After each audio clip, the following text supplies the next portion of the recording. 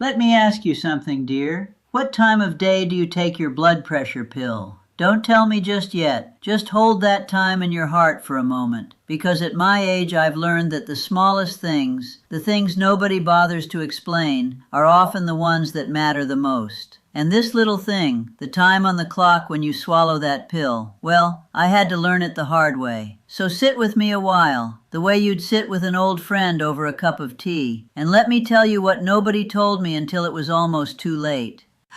If you take your pill in the morning, like I did for years, then please don't go anywhere. Because here's something I wish somebody had said to me 20 years ago. When you take that pill at 8 in the morning, it doesn't even start working its hardest until 10, 11, maybe noon. But the dangerous hours, child, the hours when the most hearts give out and the most strokes happen, those are the early morning hours, between 6 and 9, when you're just stirring awake. So the pill shows up late. It comes to the rescue after the fire's already started. The young doctor who finally explained this to me called those hours the morning surge. I just call it the time the body's most fragile and nobody's watching. Now I'm going to give you 3 reasons to stay right here with me, and I promise I'll keep every one of them. First, I heard about a big study. Thousands of people followed for years, and they found that just by changing the time a person took their pill, not a new pill, not a stronger dose, just the hour on the clock, they cut the worst heart troubles way down. I'll come back to how much. Second, a great many older folks have high pressure at night and never know it, because nobody ever measures it.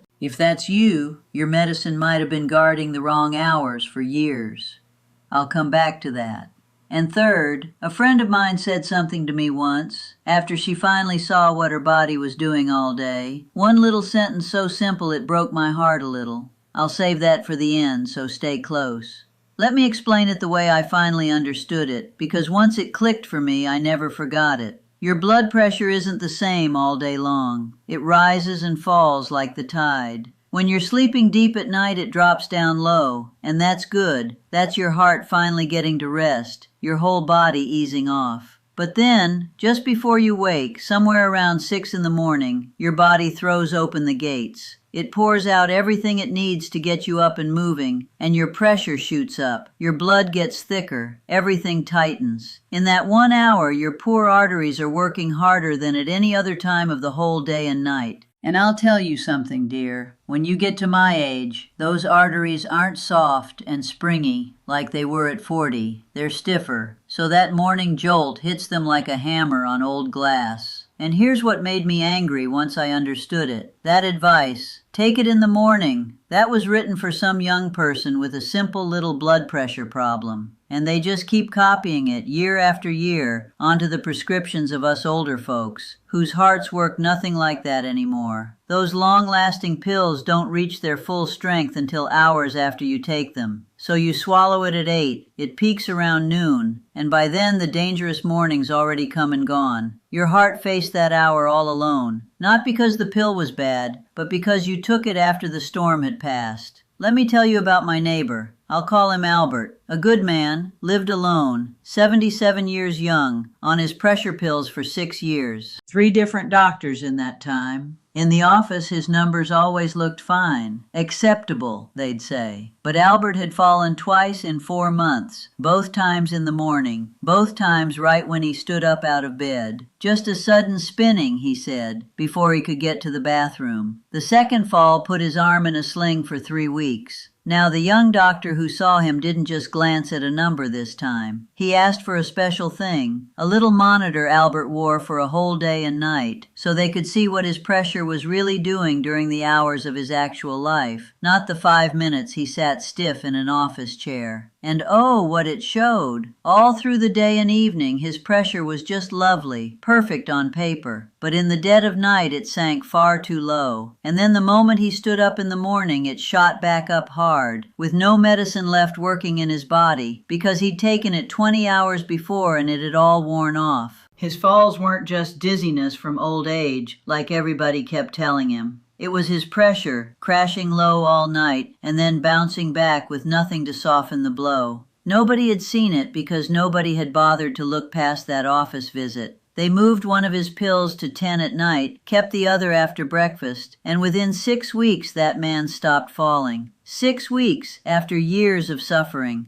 Now lean in close, because there's a group of folks for whom this is even more serious, and you might be one without knowing. They've got a name for them: non-dippers. See, most people's pressure dips down nice and low while they sleep. That's the rest I told you about. But for a non-dipper, it doesn't dip at all. And sometimes, God help them, it actually climbs higher during sleep, so the heart never gets a single moment's rest the whole day through. A great many of us older folks are like this and have no idea, because our pressure's always checked in the office, always mid-morning, right when the pill's working its best and everything looks just fine. That reading tells you nothing about 3 in the morning. The only way to know is that little day and night monitor, and let me tell you, one day wearing that thing tells the doctor more than 2 years of office visits. So here's what I want you to do, and it won't cost you a penny. For 3 days this week, check your pressure at 4 special times. First thing, before you even get out of bed, sitting up, before your pill, after you've been awake about 5 minutes. Then again, 3 minutes after you stand all the way up, because that catches the drop that makes us dizzy and sends us falling. Then once more around 6 in the evening, before supper. And last, right before you go to sleep. Write down every number, 12 little numbers. That gives your doctor a real picture, far better than readings taken whenever you happen to think of it. Now here's the part that surprised me most, dear. There's a fancy science, and the idea behind it is simple as can be. Give the medicine when the body needs it most. Many of these long-lasting pills reach their full strength a few hours after you take them. So if you want to guard that dangerous early morning, taking the pill around 9 or 10 at night puts its full power right there, just when you need it. In that big study I mentioned, the folks who took at least one of their pills at bedtime had far fewer of the worst heart troubles, more than half fewer, than the ones who took everything in the morning. Same pill, same dose. Only the hour on the clock was different. Imagine that. But now I have to grab your hand and be firm with you, the way an old woman is allowed to be. Do not go changing your pills on your own. This doesn't work the same for everyone. If your main pill is a water pill, the kind that sends you running to the bathroom, you do not want that at night. It'll ruin your sleep.